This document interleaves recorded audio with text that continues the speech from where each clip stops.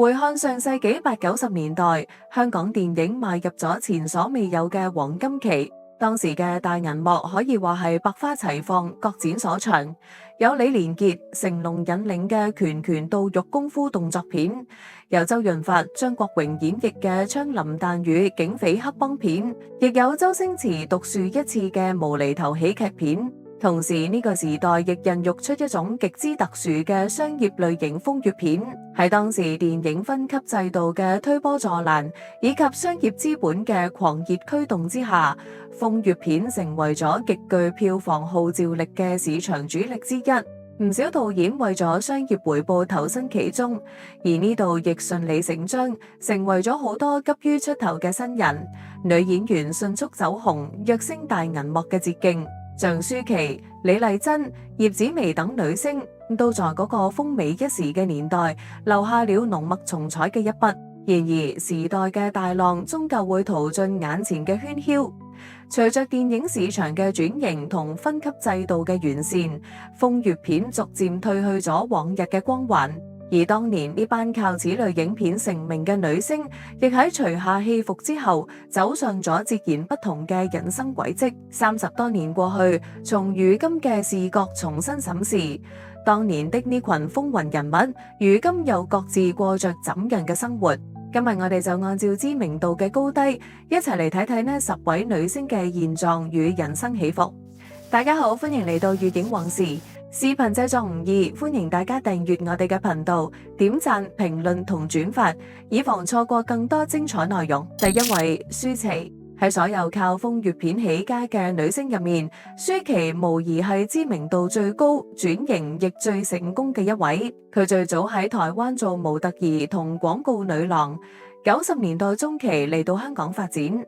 憑着紅燈區同玉蒲團之玉女心經殺入電影圈，佢身上那種既野性又高級嘅性感氣質，好快就引起咗成個行業嘅關注。隨後導演王晶將佢簽下，接連打造咗幾部作品，令佢喺極短時間內爆紅，成為無數觀眾心目中嘅性感女神。憑着爾東向導演嘅色情男女，佢更加一舉包攬香港電影金像獎最佳女配角及最佳新演員。然而名氣大增嘅同時，排山倒海般嘅世俗偏見亦隨之而來，甚至靠脫衫博眼球絕非長久之計嘅舒淇，下定決心要徹底轉型。從90年代末開始，佢極之嚴苛咁挑選劇本，先後參演咗《風雲》、《雄霸天下》等高票房作品，逐步打破觀眾對佢嘅刻板印象。隨後佢遇到咗侯孝賢、馮小剛等頂尖大導演，喺《非誠勿擾》、《刺客聶隱娘》等經典電影入面展現出極具感染力嘅神級演技。佢憑着紮實嘅表現，不僅一舉斬獲金馬獎影后，仲一路走上康城、柏林等國際電影節嘅紅地毯，真正靠實力將當年除落嚟嘅衫一件一件淡着返上去。經歷咗幾段轟轟烈烈又滿身傷痕嘅情感波折之後，佢最終與相識多年嘅好友馮德倫步入婚姻殿堂。如今嘅舒淇不僅喺國際影壇地位穩固，生活亦十分低調甜美，活成了華語影壇絕無僅有嘅逆襲傳奇。第二位，溫碧霞。溫碧霞17歲嗰年喺街頭被星探發掘，第一部主演嘅作品《靚妹仔》就直接提名金像獎最佳新人，可以話起步極高。然而喺佢18歲接拍《停不了的愛》嗰陣，發生咗一件對佢打擊極大嘅事。當時劇組承諾佢嘅係同生得英俊嘅劉德華飾演情侶，點知去到片場開拍之後，佢先發現好多大尺度嘅激情對手戲，居然全部係同吳孟達合作。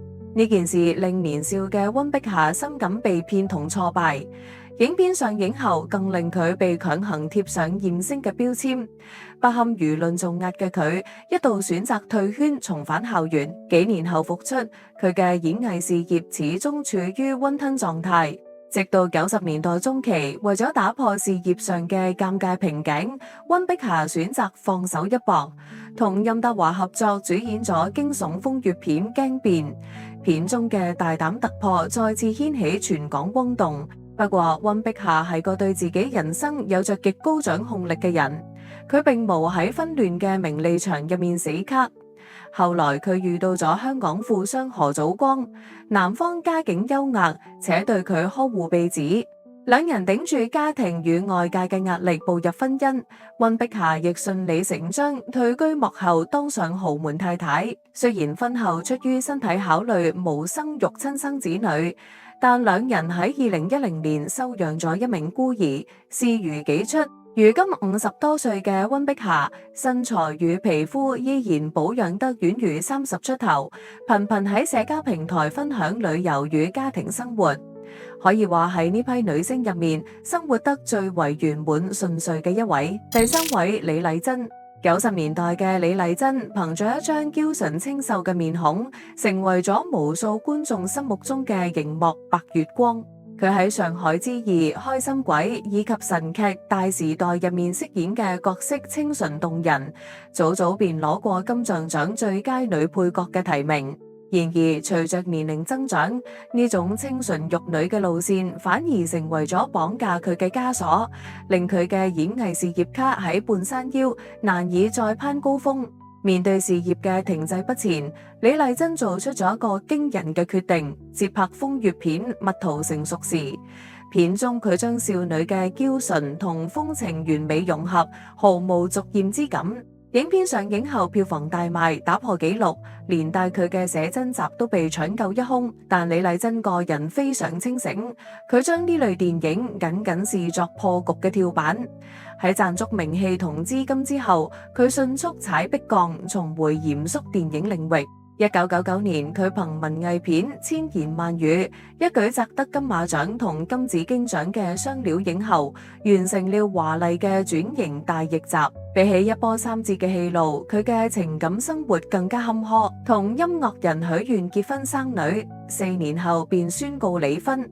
後來同著名填詞人潘元良分分合合，纏綿幾十年，最終依然未能攜手到老。好在如今嘅李麗珍依然熱愛表演，近年來憑新作品《濁水漂流》再次提名金像獎最佳女配角，靠着紮實嘅演技喺光影世界入面活得底氣十足。第四位，葉子楣。提起嗰個時期嘅港產風月片，號稱第一波霸嘅葉子楣係一個絕對兜唔開嘅標誌性人物。佢最早畢業於亞視藝員訓練班，喺電視台跑咗幾年龍套後，轉投嘉禾電影。憑着喺《霸王花》等經典商業片入面嘅出眾身材，迅速風靡全港。1989年，傳奇製作人蔡瀾為顏色珠邀請佢主演咗風月片《聊齋艷譚》。電影上映後票房爆炸，直接奠定咗佢不可動搖嘅性感女王地位。不過葉子楣喺業內有一個極之出名且堅守到底嘅原則，就係只脫不露。據聞當年有商界大佬開出數百萬天價巨款，誘惑佢突破底線，都被佢斬釘截鐵但拒絕。喺名利漩渦中展現出極強嘅原則性。90年代初，眼見風潮漸退，葉子楣果斷見好就收。不僅徹底告別風月片，甚至轉身去台灣發行唱片後，悄然淡出影壇。喺感情上，佢同著名心臟科醫生呂錫照相親相愛，同居咗20多年。雖未領結婚證，但感情極其深厚。然而命運卻喺2018年俾咗佢重重一擊。呂錫照喺飛往美國嘅航班上突發心臟病離世。由於兩人並無註冊，男方嘅財產依法全部留給了前妻與兒子。失去了摯愛嘅葉子楣深受打擊。近年雖有客串電影或出席公開活動，但50多歲嘅佢依然孤身一人，過着低調嘅生活，偶爾被媒體拍到身形消瘦，難免令人唏噓。第五位，吳嘉麗。吳嘉麗係正兒八經嘅無線電視藝員訓練班出身，同劉德華、梁家輝都係同班同學，但因為長相天生偏向成熟風情，一出道電視台就頻頻安排佢飾演風塵女子或幫派女性。雖然佢先後同周潤發、周星馳等頂級大咖合作，演技喺圈內備受讚賞，但始終欠缺一個令佢真正大紅大紫、突破框架嘅機會。1993年，佢接拍了一部根據真實慘案改編嘅電影《狼心如鐵》，又名《赤裸狂奔》。片中佢將角色嗰種喺愛恨邊緣瘋狂扭曲，走向悲劇嘅複雜心理展現得淋漓盡致，爆發力直接頂格。憑著呢個驚豔嘅表現，佢一舉奪得第30屆金馬獎最佳女主角，成為咗華語影史上第一位，亦係唯一一位憑風月類型片封后嘅演員。當時連成龍都親自為佢頒發獎杯。拿到影后之後，吳嘉麗迅速完成轉型，積極嘗試古典文藝片與都市劇。後來亦有嚟到內地參與拍攝與幕後製作。